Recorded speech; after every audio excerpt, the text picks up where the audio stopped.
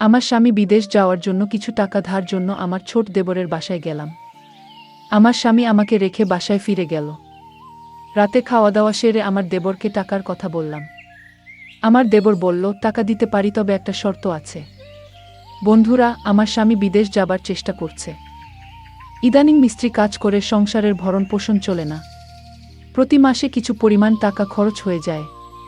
বিগত 3 বছর প্রায় 40,000 টাকা খরচ হয়ে গেছে।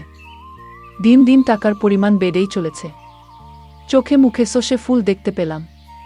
গ্রামের একজন প্রবাসী ভিসা দেওয়ার অফার দেয়া। আমার স্বামী বিদেশ যাওয়ার ইচ্ছে জাগল। ভিসা বাবদ 3,20,000 টাকা মতো লাগবে। কিন্তু হাতে টাকাগুলি বলতে মোটেও নেই। উপায় তো না দেখে আমার ভাসুর অমিতের মাধ্যমে ব্যাংক হতে বিভিন্ন মানুষের নামে 50,000 টাকা ম্যানেজ করা হলো। বাকি টাকার কোনো ব্যবস্থা কিভাবে করি, পথ পাচ্ছিলাম না। একদিন আমরা বসে আলোচনা করলাম যে শহরে আমার স্বামীর 2 জন মামা ভাই থাকে। তাদের বাসায় গেলে কোনো সাহায্য পাওয়া যায় কিনা দেখা যেতে পারে। যেই ভাবা সেই কাজ। আমরা দিনক্ষণ ঠিক করে প্রথমে আমার দেবরের বাসায় গিয়ে উঠলাম। দেবর অবিবাহিত, সরকারি ভালো চাকরি করে, ভালো মাইনে পায়, তাছাড়া ভালো আউট ইনকাম তার। সেজন্য কোনো অভাব নেই বললে চলে।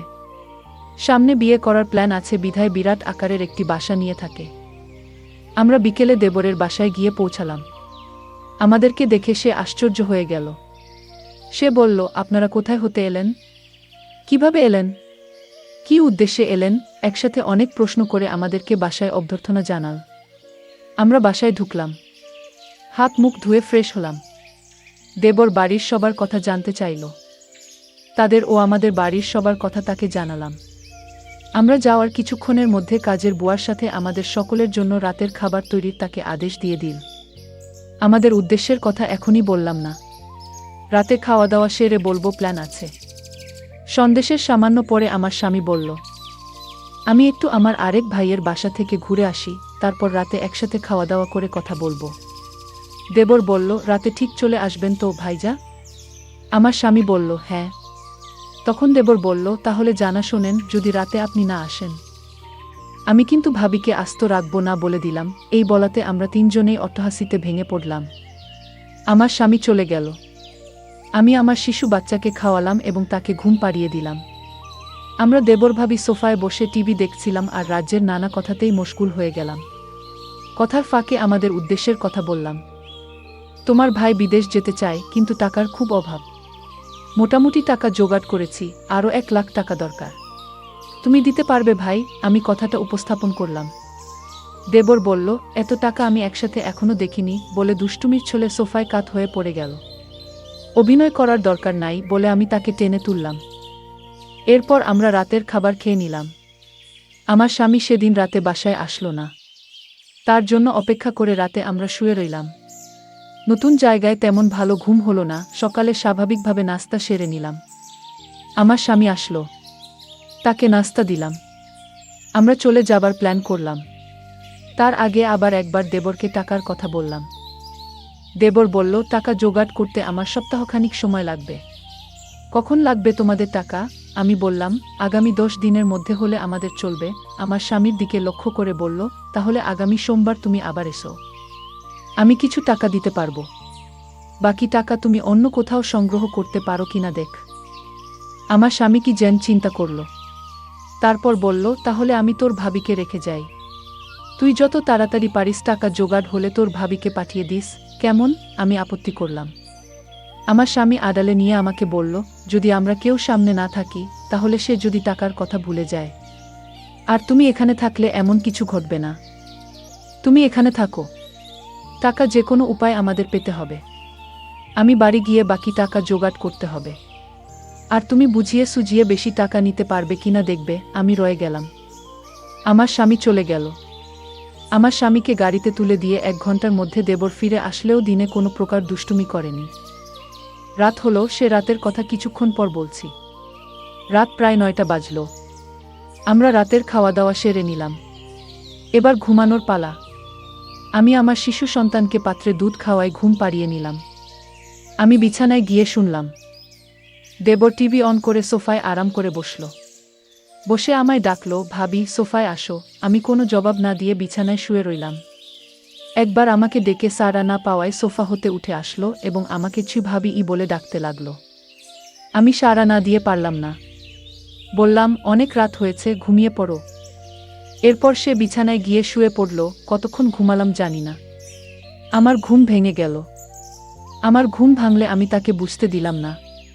বুঝতে পারলাম ঘুমের মধ্যে কি ঘটনা ঘটে গেছে। ভাবলাম আর থাকবো না, চলে যাব। তাই সকালে নাস্তা খেয়ে রেডি হলাম। তখনই মনে হলো, এভাবে চলে গেলে স্বামীর টাকা জোগাড় হবে কিভাবে। নানান কথা ভাবতে ভাবতে সকাল ৯:০০টায় আমাকে একটা মোবাইল ফোন দিয়ে দেব বলল। অফিস হতে আমি যোগাযোগ করতে পারি, তাই এটা দিলাম। এই বলে সে অফিসে চলে গেল। আমি একা তার পথ চেয়ে বসে রইলাম। অফিসে চলে যাওয়ার পর আমি সম্পূর্ণ একা বসে বসে টিভি দেখছিলাম। দরজায় কড়া নাড়ল। দরজার পাশে গিয়ে জিজ্ঞেস করলাম, কে? বাহির হতে জবাব এলো, আমি কাজের বুয়া। খুলে দিলাম দরজা। বুয়া পাক শাক সব শেষ করে আমার কাজ হয়ে গেছে বিদায় নিয়ে চলে গেল। আমি আবার টিভি দেখায় মগ্ন হলাম। বেলা প্রায় ১টা বাজল। আমি স্নান করার জন্য প্রস্তুতি নিলাম। এমন সময় মোবাইল বেজে উঠল। দৌড়ে গিয়ে রিসিভ করলাম। ওপার হতে আমার দেবর বলতে লাগলো, ভাবি, আমি একজন লোকের হাতে ১০,০০০ টাকা পাঠাচ্ছি। লোকটা আমার খুব আপন। আপনি একটু ভালো করে মেহমানদারি করবেন। চা নাস্তা যা চায় তা দেবেন। কোনো কার্পণ্য করবেন না, বুঝলেন? টাকাগুলো আপনার জন্য। আমি ঠিক আছে কি বলে ফোন রেখে দিলাম। আমি আবার টিভি দেখার জন্য সোফায় বসলাম। টিভিতে একটা ইংলিশ সিনেমা চলছে। এমন সময় দরজায় কড়া নাড়ার শব্দ হলো। দরজা খুলে দিলাম। একই দেখছি। সম্পূর্ণ এক নিগ্রো মানুষ, প্রায় ৬ ফুট লম্বা। হাতের আঙ্গুলগুলো যেন আমাদের বাঙালিদের হাতের বাহুর মতো, যেমন লম্বা তেমনি মোটা। লোকটি বাংলায় বলল, আসতে পারি ভাবি? আমি হেসে বললাম, হ্যাঁ আসুন। লোকটি সরাসরি সোফায় গিয়ে বসল। তাড়াতাড়ি চা নাস্তা তৈরি করে তাকে পরিবেশন করলাম। সে ১০,০০০ টাকা আমার হাতে গুজে দিল। আমার খাতিরদারি তার নাকি বেশ ভালো লেগেছে। বিদায়ের সময় আমার কান্না এসে গেল। সে আমাকে বলল, কেঁদো না, যদি সম্ভব হয় আমি আবার একবার আসব। তার চলে যাওয়ার পথে এক দৃষ্টিতে তাকিয়ে রইলাম। ভাবলাম, সে যদি আমাকে সাথে নিয়ে নিত। বিকালবেলায় আমার দেবর অফিস হতে ফিরে এসে লোকটির কথা জানতে চাইল। টাকা দিয়েছে কিনা? বললাম, হ্যাঁ দিয়েছে। আমার দেবর আশ্চর্য হয়ে আবার জানতে চাইল, তাহলে দিয়েছে? আমি বললাম, হ্যাঁ দিয়েছে তো। এতে আশ্চর্য হওয়ার কি আছে? আমার দেবর হেসে উঠে বলল, এমনি এমনি দেওয়ার কথা ছিল না। আমি কোনো কথা না বলে চুপ হয়ে রইলাম। আমার নীরবতা দেখে যা বোঝার বুঝে গেল। আমাকে বলল, ভাবি, দুনিয়াটা বড়ই কঠিন। কেউ কাউকে এমনি এমনি টাকা দিতে চায় না, সবাই বিনিময় চায়। সে আমাকে ধারে টাকা দিয়েছে। যথাসময়ে এগুলো ফেরত দিতে হবে। আমি তোমাদের টাকা প্রযোজনের কথা এবং তোমার উপস্থিতির কথা সব জানিয়েছিলাম। তুমি যদি দাদাকে কিছু না বলো, তাহলে ১ থেকে ২ লাখ টাকা জোগাড় করে দেয়া যাবে। শুধু দাদাকে বলবে সব টাকা আমি দিয়েছি। এতে টাকাও জোগাড় হয়ে যাচ্ছে। তখন ভাই বিদেশ যাওয়া নিশ্চিত হচ্ছে। আমি তার কথা নির্দেশ সব শুনছিলাম। উপদেশ শেষ করে আবার সম্মতি জানতে চাইলে আমি কোনো উত্তর না দিয়ে নীরব রইলাম। আমার চোখে ভেসে উঠতে লাগলো আজকের লোকটির কথা। কি নাম কে জানে? জিজ্ঞেস করা সম্ভব হয়নি। খ্রিস্টান না মুসলমান তাও জানা যায়নি। তবে হিন্দু নয় সে ব্যাপারে নিশ্চিত। আমার দেবর আমার সম্মতি আবার স্পষ্ট করে জানতে চাইলে বললাম, আমি কি বলবো? তুমি যা ভালো মনে করো তাই করতে পারো। আমার সম্মতির লক্ষণ দেখে বলল, রাতে একজন মেহমানকে দাওয়াত করেছি। কিছুক্ষণ পর কাজের বুয়া আসলো। সে বিকেলে চা নাস্তা তৈরি করার পাশাপাশি রাতের রান্নাবান্না শেষ করে চলে গেল। কে আসছে, কেমন হবে লোকটি? মনের ভেতরে একটা চঞ্চলতা কাজ করতে লাগলো। রাত ৯টা বাজলেই আমি দেবরকে বললাম, খেয়ে নেবে না? মেহমানের জন্য অপেক্ষা করবে? দেবর বলল, না, মেহমান কে আসবে? চলো আমরা খেয়ে নেই। আমরা খেয়ে নিলাম। আমরা বসে বসে টিভি দেখছি। প্রায় রাত ১০টা। দরজায় খটখট আওয়াজ শুনলাম। বুঝলাম মেহমান এসে গেছে। আমার দেবর দরজা খুলে দিল। মেহমান ঘরে ঢুকে জানতে চাইল, তোমার ভাবি কই? দেবর বলল, ভিতরে আছে। দুজনে একসাথে আমি যে ঘরে আছি সে ঘরে চলে গেল।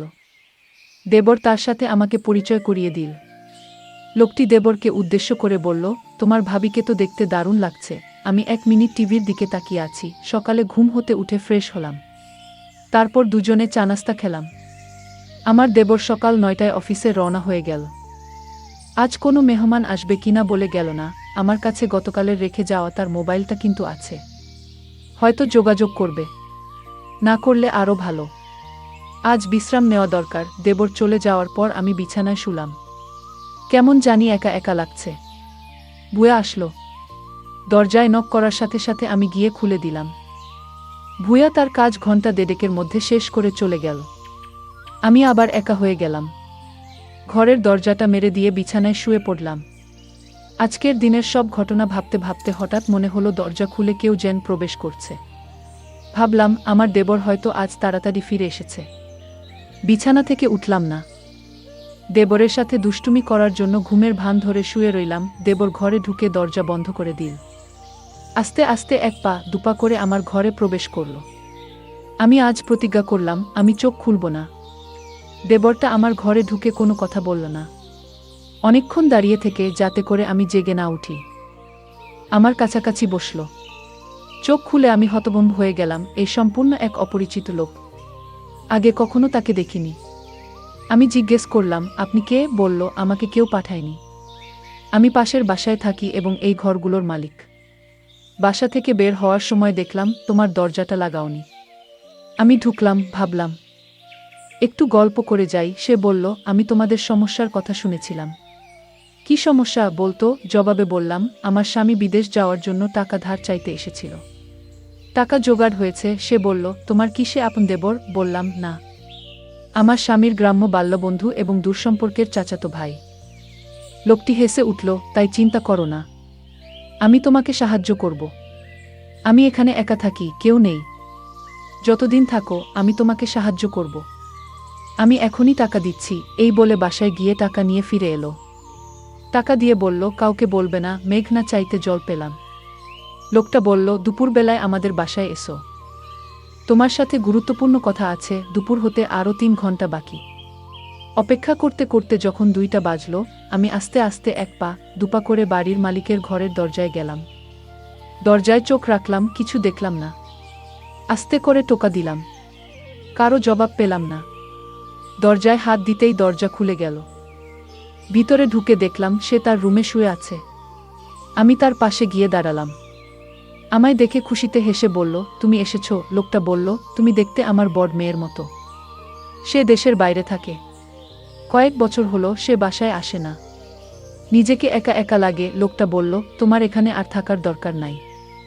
তোমার যত টাকা লাগে সব আমি দিচ্ছি। দুনিয়াতে এখনো অনেক ভালো মানুষ আছে যারা কোনো বিনিময় চায় না।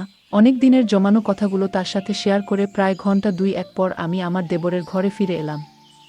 এভাবে আমার টাকা জোগাড় হয়ে গেলে দেবরকে বললাম আমি চলে যেতে চাই। দেবর না বলল না।